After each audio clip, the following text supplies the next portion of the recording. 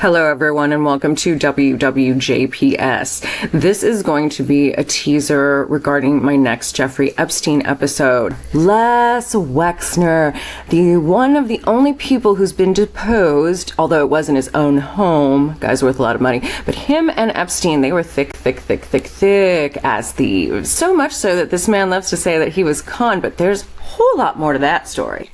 This, according to a spokesperson for Wexner.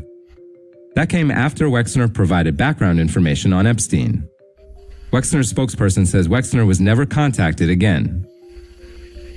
Long known as an associate of Epstein, Wexner, Ohio's wealthiest man, worth $9 billion, claims to have cut ties to him by 2008.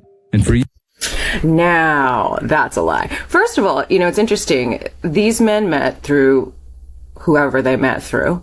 And you know what? Les and Epstein seem to have fallen in love in a lot of ways. The little bromance that they had regarding money and women and trafficking. But I think it was a bit more than that. They did think he was a co-conspirator. But what I want to go into in the next episode and what we're going to touch on is Jeffrey Epstein was this man's neighbor in Ohio. Had a property directly behind his. Was also a part of the new Albany Company, which is a company that Les Wexner built, and it is also what owns the majority of Ohio right now, and all of these buyouts that started occurring. So these men are up to a lot. Years has denied any knowledge of Epstein's offenses. He has not been charged with the crime. An 86-page investigative memorandum prepared by New York federal prosecutors from 2019 that was part of the most recently released Epstein files includes 2 pages that describe a meeting with Wexner's attorneys, in which the entrepreneur's lawyers claimed Epstein had stolen or misappropriated, quote, several $100 million from Wexner over the years. The pro-Israel billionaire owner of Victoria's Secret and Abercrombie & Fitch. Just a few years later, in 1991, Wexner granted Epstein power of attorney over his vast fortune. The move came as Wexner was under scrutiny following the mafia-style murder of a lawyer connected to his company named Arthur. Now let's take a moment to look at all of this. So these men met. Wexner, pro-Israel, Epstein, clearly an agent of Mossad, pro-Israel himself, and suddenly they're thick as thieves. Suddenly it's Wexner's planes that are being used not only to funnel very, very lovely angels for Victoria's Secret, they are also being used to funnel drugs for the CIA. And this is in the documents. We have them actually, and that's what's going into the episode that's coming up.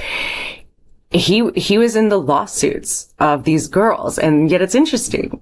He had his deposition, but that's all that seems to happen. And yet he seems to have participated in quite an awful lot. Nicaraguan rebels ended up, and that Jeffrey Epstein was the man who helped make it happen? This isn't conspiracy theory. This is the bizarre intersection of the Iran-Contra scandal, Cold War covert operations, and one of America's most notorious financiers. A story that's been hiding in plain sight for decades. Act 1, the Iran-Contra affair. To understand this story, we need to go back to October 1980. Now, today we're going to talk about something that's been buried in thousands of pages of court documents. So because everyone's been focused on Ghislaine Maxwell and Jeffrey Epstein's island, although, let's be honest, they've been trying to protect these men from any sort of investigation, but Les Wexner's all over it. And he's the richest man in Ohio with the biggest house. He is the person that made Jeffrey Epstein. He got him the plane. Without that plane, he couldn't have gotten the island. Got him that New York mansion. And I believe the Palm Beach residence was also his as well. But, I mean, what's their relationship, right? I mean, what do you call a man who gives you that sort of lifestyle and that yet later calls you a con artist?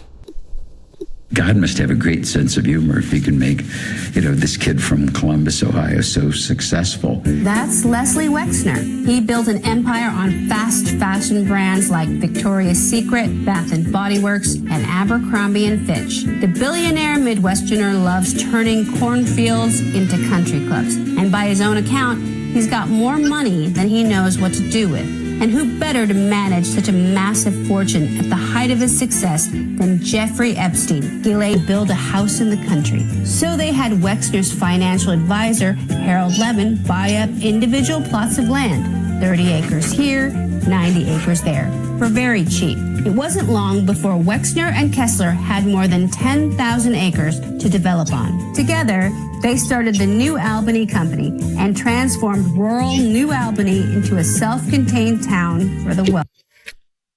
And New Albany Company is still very, very, very real. First came Wexner's mansion, which today is worth a whopping $45 million. Then came the country club, touted as one of the best in the state. From there, more multi-million-dollar homes, a business park, and horse stables. Nearby, they built an outdoor mall designed by the Merlin himself. For Wexner, building his own town was just a fun little side project. By that point, he was a billionaire. And according to the Limited's former security chief, Jerry Merritt, Wexner once told him, "I got more money than I can ever spend." It comes up synonymously sometimes with Epstein. Did you know that? I know it now. Well, they also said that you were lovers. And I know it's nothing to be ashamed of. I just want you to know. It's so great. No, it's nothing to be ashamed of. But it would explain, I think, the closeness that everyone consistently says. No one ever says you're not close. Is that, like, everyone says that you had a close relationship, that you and Epstein were close friends. Did you know that? You claim that you have been a victim and defrauded by Epstein, correct? Correct. Then why didn't you file charges, go after him? He used money to hurt girls. It's funny. Many people have asked Les Wexner that. Why didn't you? He's like, I was conned. He stole money from me. And, he said he worked for the Rothschilds and he, dealt with a guy from Amazon and he had all these special skills. And those people didn't give him a plane. They didn't give him multiple houses, nor did they give him power of attorney. So were they lovers? Were they partners? So I think it's a bit more than that. Les Wexner never opened his mouth because he's up to this in his eyeballs. And this is all my opinion. All of this is for entertainment purposes, and I am not suicidal, but wouldn't it be a hoot if the blackmail operation, which took place in that New York home, in the Palm Beach home that I also believe came from Wexner, if he was also in on that blackmail?